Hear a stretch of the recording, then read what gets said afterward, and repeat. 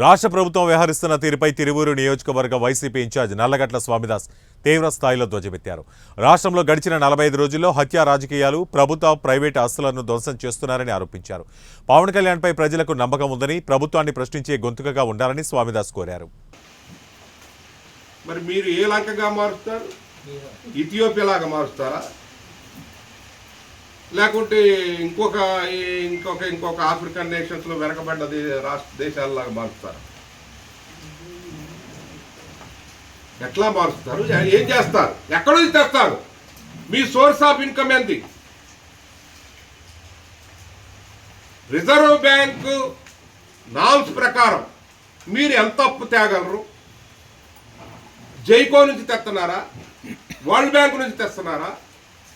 Asia development bank నుంచి తెస్తున్నారా? దేని నుంచి మీకు ఎక్కడి నుంచి అప్పులు వస్తున్నాయి? ఎట్లా మన యొక్క రిజర్వ్ బ్యాంకు పరిమితులు ఎంత?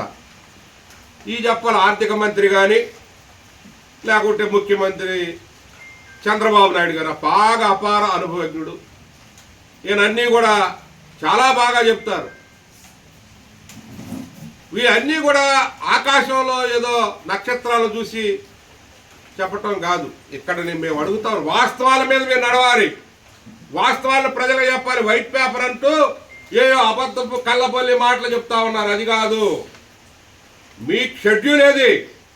సంక్షేమ షెడ్యూల్ విడుదల చేయండి. ఫలాని డేట్ నుంచి అమలు చేస్తాం, ఫలాని డేట్లో మేము ఇస్తాం. ఇదిగో రైతు, ఈ రైతుకు పెట్టుబడి ఇప్పుడు ఖరీఫ్ అయిపోతుంది, రబీలో ఇస్తాం, లేకపోతే ఇంకో చోట ఇస్తాం చెప్పాలి కదా. మీరు దాని గురించి మాట్లాడరేంటి?